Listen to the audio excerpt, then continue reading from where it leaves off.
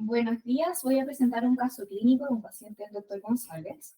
Se trata de un paciente sexo masculino de 34 años que consultó el 26 de mayo del 2023 por un escotoma inferior que era asociado a una crisis hipertensiva y que había aparecido hace unas semanas atrás. No tiene ningún antecedente médico de importancia y como antecedente oftalmológico contaba con el diagnóstico de una retinosquisis ligada al cromosoma X. Y como antecedente familiar, su hermano tenía exactamente el mismo diagnóstico.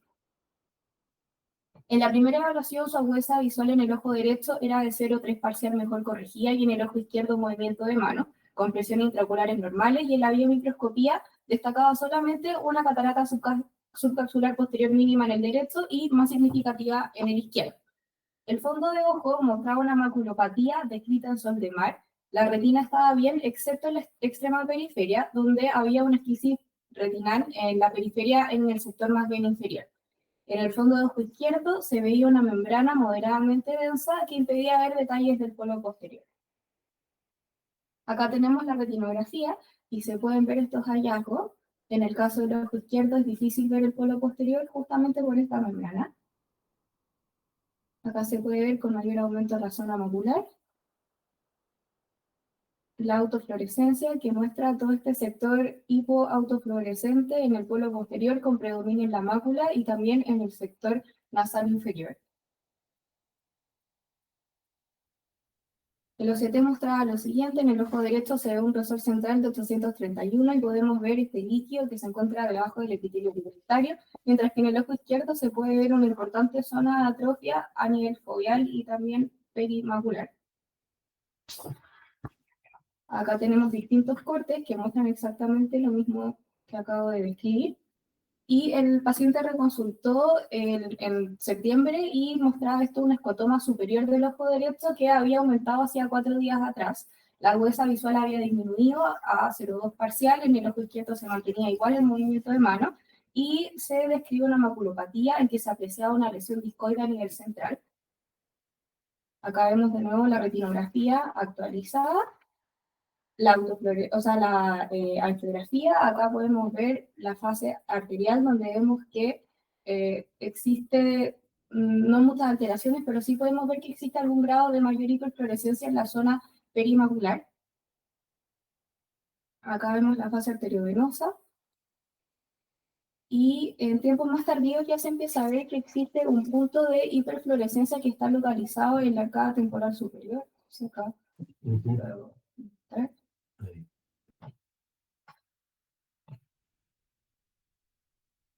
Y acá tenemos la autofluorescencia, que es bastante parecida a la que se había visto en el control previo. Vuelvo a consultar después en el 2024, nota una brusca disminución de la visión y tenía un DR discoide con compromiso foveal de 2 a 3 semanas de evolución en el mejor ojo. La agudeza visual era de 0,2 parcial y en el ojo izquierdo estaba en 0. Y se describe que en el fondo del ojo derecho estaba este DR discoide que no estaba centrado a nivel foveal. Entonces podemos ver el cambio en el OCT. Hay una disminución en el grosor central del ojo derecho de 810 a 642, pero que abarca un área mucho mayor en extensión. En el ojo izquierdo las características también bastante semejantes al OCT previo. Acá están los distintos cortes. Y vemos esta mayor extensión entonces en el ojo derecho. Acá también tenemos el ancho OCT del derecho, del izquierdo no estaba, pero era nada más que una zona atrófica, por lo que no tiene mayor relevancia diagnóstica. Antes de partir con el tema, no sé si alguien quisiera... Sí, Sí, yo quisiera preguntar si hay alguna en algún momento vimos retinosquisis en el otro lado, retinosquisis macular. ¿Vimos las lesiones de la mácula característica o no? en el otro ojo. Sí, porque en este yo no están, ¿no es cierto? Estamos todos de acuerdo que no es muy típico, ¿cierto? La maculopatía en sol de mar, ese es uno de los puntos que queremos discutir. Sí, y no es la retinosquisis visible, no se te digo yo, los típicos, las típicas, pero no la retinosquisis, las típicas lesiones quistes, digamos, claro, intrarretinales. ¿Lo vieron ustedes? Yo no lo he visto ninguno.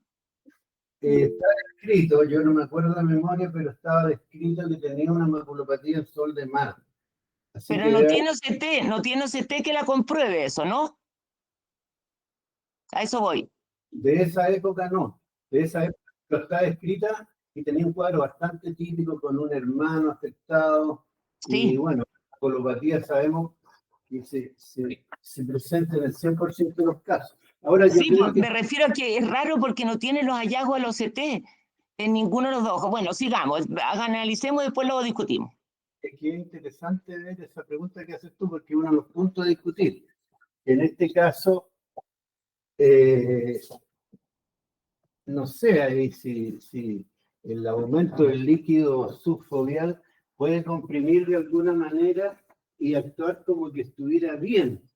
Claro, Es- qué buen punto, porque aparece una central serosa, ¿no es cierto? O sea, que nada que ver con la retinoquisis, por eso yo digo, si en el otro ojo tuviéramos alguna evidencia de que tuvo la clásica lesión, la alteración típica de la mácula de los pacientes con retinoquisis, pero no tenemos, y es muy raro este caso. Bueno, sigamos ese, nomás, vamos dando. ese es un punto, que es raro Sí, el caso. El segundo, discutir aquí cuáles son los hallazgos, probablemente Victoria va a decir cuáles son los hallazgos a los CT, porque todos sabemos que la maculopatía en sol de mar tiene un aspecto clínico característico, sin embargo claro, no lo tenemos tan claro. Ahora, debiera ser una alteración a nivel de la plexiforme interna. externa creo que, ¿o no? Bueno, ¿Externa o ahora, interna?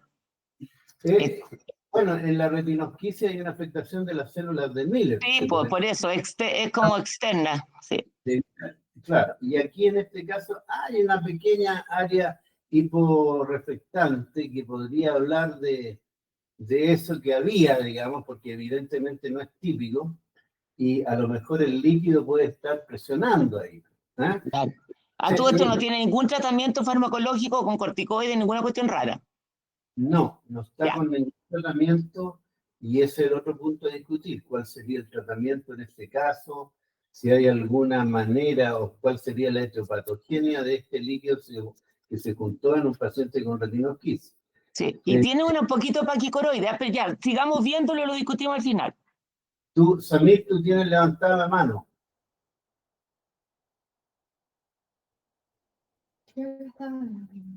Está adelante. Ya, Samir, ya, sigamos entonces. Bueno, se plantea la No, hipótesis. no, no, no. Lo que yo pregunto, no sé si ahora, disculpa que está mutado. Pregunto si no hay agujero en ninguna de las capas en la periferia, No, Buen punto. porque en las retinosquisis juveniles a veces se encuentran dos agujeros y empieza a filtrar líquido, no sé. Qué buen punto. ¿Hasta dónde llega ese líquido? ¿Hasta dónde llega ese líquido? Perfecto. el líquido, según la autofluorescencia, está localizado en el centro, o sea, hay un DR discoide y hay una imagen hiperreflectante en el sector interonasal también, o sea, como un reguero, Sí, pero yo lo no veo como central serosa, pero Sí. claro, salido de contexto. tiene mucho pinta de central serosa en un paciente con retinosquisis, lo que es raro. Por lo demás, el cabro es así medio hippie, me da la impresión de que el mundo, lo que pasa alrededor de él, No pasa. pasa sin afectarle en ningún aspecto, por lo tanto no se ve para nada un paciente con el perfil propio de un paciente con central serosa. ¿Ah? Es un cabro así bien especial. Pero bueno, ahí está el caso y si quieren revisemos la parte teórica y lo volvemos a discutir en unos minutitos. ¿Ah? Ya. Adelante, Victoria. Bueno, se plantea entonces la hipótesis diagnóstica de una retinoquisis ligada al X asociada además a una central serosa y se dejó tratamiento con acetazolamida.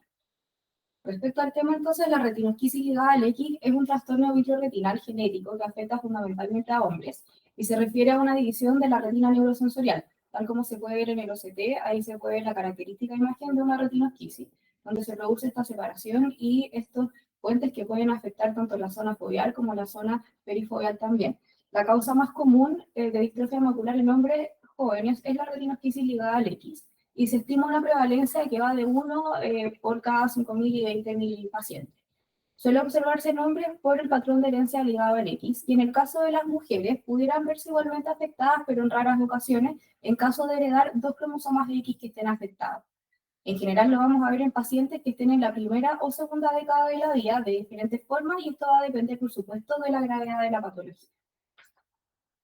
Sobre la fisiopatología, la retinoquisis ligada al X, como el nombre lo dice, es una patología genética, donde vamos a tener que existe una proteína, que es la retinoquinina, que tiene un dominio de discoidina que se ve alterado estructuralmente. El gen RC1 es el que presenta diferentes mutaciones descritas, en que vamos a ver que se produce una alteración. Aquí quise poner esta estructura oligomérica, que es una representación tridimensional del modelo, y acá tenemos nuevamente lo mismo, donde se puede ver este gen y lo que corresponde al dominio de la discoidina.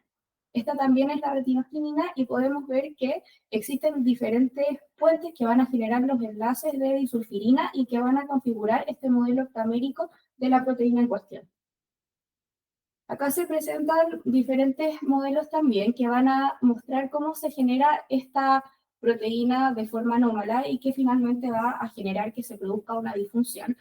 Tenemos que hay diferentes roles, tanto a nivel ribosomal como también a nivel de secuenciaciones. Por ejemplo, se pueden alterar las secuencias de el L12H y también el L13P, y que genere un RC1 que esté misfolded, o por ejemplo también podemos tener alteraciones a nivel de la cisteína y que genere nuevamente una vía patológica, y también podemos tener las mutaciones del dominio de la discoidina que mencioné recientemente y que también genere una alteración a nivel funcional. La proteína, la retinoquinina, cumple funciones que son fundamentalmente estructurales, asociadas a la función de las células de Miller, tal como se mencionaba antes. Sobre la presentación clínica, hay una lesión a nivel foveal que se describe como un foveal spoke wheel lesion, que en el fondo es una lesión en rueda radiada. Los síntomas van a corresponder a una reducción de la agudeza visual, que no mejora con corrección, puede haber un desprendimiento de retina asociado y en algunos casos también hemorragia vítrea, siendo en pacientes pediátricos un importante diagnóstico diferencial de este último punto. Hay casos más graves que se van a diagnosticar en lactantes y que presentan nistagmus, estrabismo o disminución del comportamiento visual, hemorragias vítreas densas o desprendimientos de retina buloso, que es un cuadro que es bastante más severo y llamativo, y más adelante les voy a mostrar una imagen.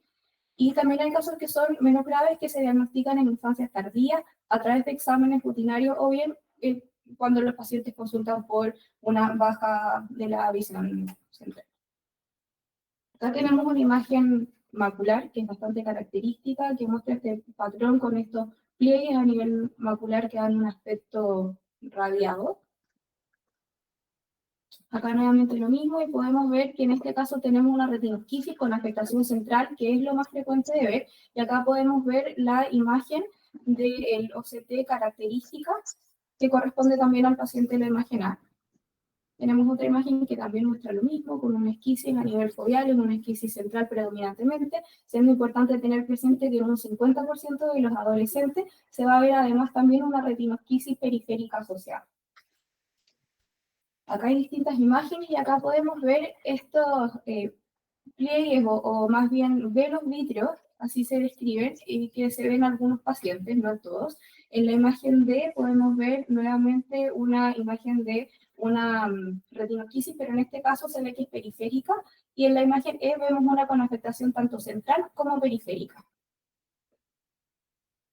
Nuevamente vemos una esquisis periférica, acá se puede ver de mucho mejor manera en este campo más amplio de la retinografía.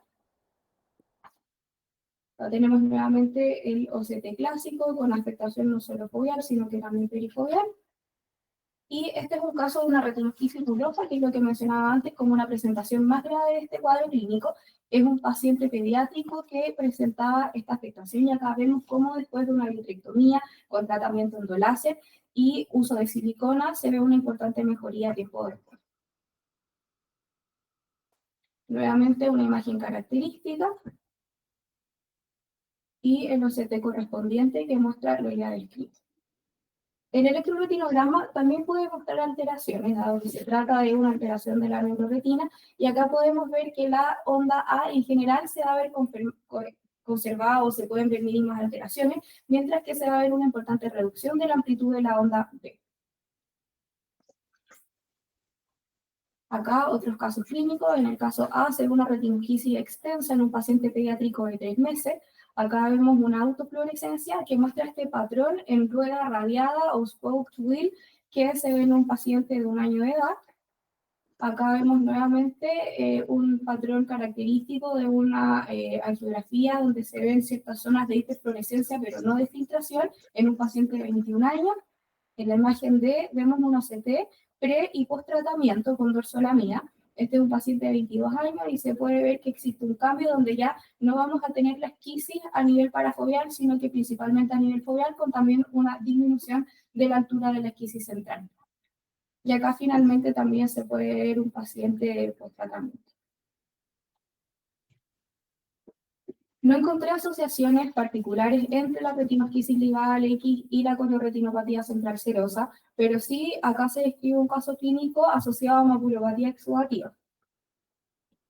Este es el caso clínico y se puede ver claramente la exudación asociada, tanto en la imagen del OCT como también del angio-OCT, y acá tenemos la retinografía correspondiente, y lo que se postula es que fisiopatológicamente existiría una permeabilidad vascular crónica que podría dar lugar a este caso. Acá tenemos el electroretinograma del paciente que también muestra disminuciones de la onda B. Y respecto del diagnóstico, el diagnóstico entonces es clínico y que se puede basar en el uso de todas las imágenes complementarias mencionadas, incluyendo el OCT, la angiografía fluoresceínica, también el angio-OCT puede jugar algún rol en el caso de que se sospechen estas exudaciones que pudieran o no estar asociadas, y también es importante el electroretinograma, pero no es fundamental para el diagnóstico. Respecto al diagnóstico diferencial, lo que les mencionaba al principio de la presentación, es importante considerar la hemorragia vítrea en el caso de pacientes que hayan tenido antecedentes de trauma o de parsplanitis. Sobre las complicaciones, las hemorragias vítreas, los desprendimientos de retina generan una complicación en el curso de la patología y aproximadamente un 5% de los hombres afectados pudieran desarrollarla, y con más frecuencia en los primeros 10 años de vida. Los agujeros maculares raramente se dan, pero es una complicación que también está descrita. Sobre el manejo, los inhibidores de la anidrasa carbónica se emplean tal como en el paciente en caso clínico. En algunos casos se requieren intervenciones quirúrgicas si es que el paciente evoluciona con complicaciones como desprendimientos retinales o hemorragias vítreas sin resolución espontánea, y también es importante evitar la ambliopía en el caso de que se genere desprendimiento de retina en pacientes pediátricos. A manera de conclusión, entonces, esta corresponde a la causa más común de distrofia macular en hombres jóvenes. La prevalencia estimada es baja de 1 entre 5.000 a 20.000 pacientes. El diagnóstico es fundamentalmente clínico, apoyado en imágenes multimodales. El foveal spoke wheel lesion es algo bastante característico de ver, pero ya vemos que existen diferentes signos imagenológicos y fotoscópicos que se pueden encontrar.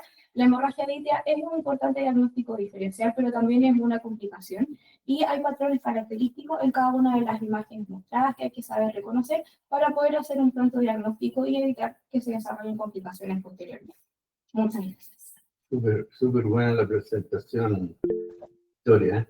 Mira, yo creo que este caso es interesante y bueno, si tú no viste ninguna presentación, o sea, ningún caso descrito de retinoesquisis asociado a una central serosa.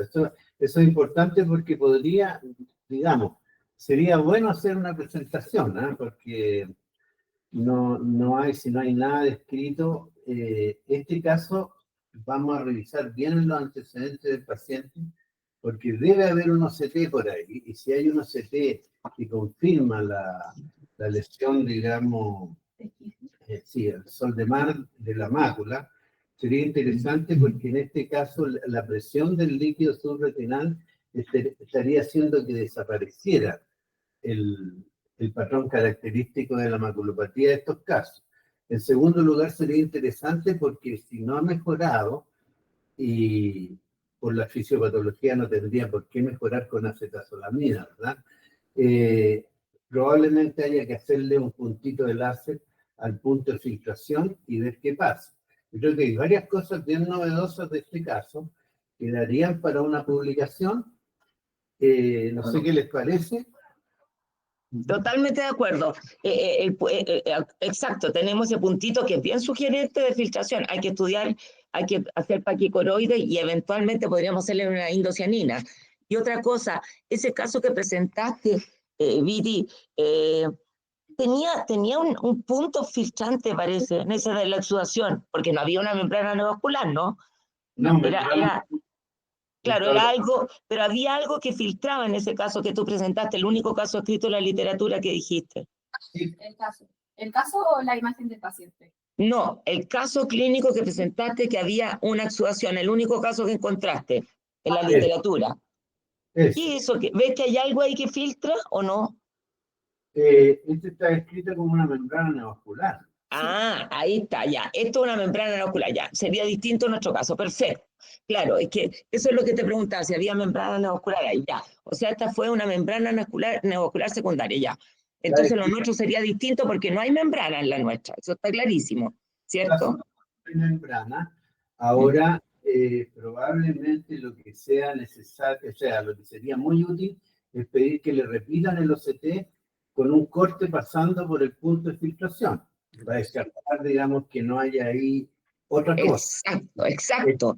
Investigarlo. Y una indocianina yo creo que también sería bueno, fíjate, porque si tenemos un patrón más claramente, yo lo veo bien paquicoroides, sacoroides, pero sería interesante tener la indocianina para apoyar el diagnóstico de que sería una central serosa, si es que eso es lo que creemos, que a mí me parece bien sugerente. Por supuesto, es un caso rarísimo, pero para documentarlo bien y estar seguro en lo que nos fundamentamos. Exactamente. ¿Cierto? Bien, ver cómo desaparece el patrón del sol de mar con el líquido que lo presiona también es interesante, yo creo, y ver el resultado del tratamiento. Si es que efectivamente es solamente un punto de filtración. Exactamente. Ya, interesantísimo.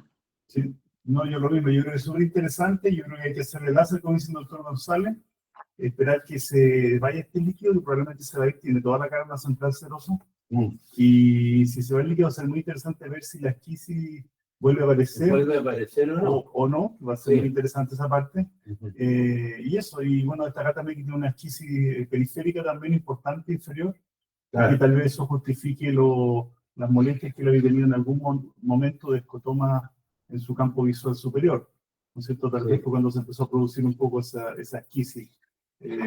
Y eso, lo otro que los pacientes me tocaba ver a mí, que son generalmente niños jóvenes, que uno tiene el diagnóstico muy precoz en la etapa escolar y que se presentan con visiones muy malas. O sea, estos son niños que tienen visiones pésimas desde el inicio, desde la época escolar.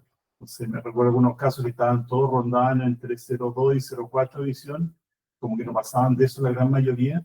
Sí, recuerdo un caballero que operamos hace un año atrás más o menos, que tenía un diagnóstico y no sabía muy bien lo que era, y era claramente una retinoesquisis y tenía un desprendimiento de retina, que era una de las complicaciones que mostró la video. Súper interesante el caso. Sí.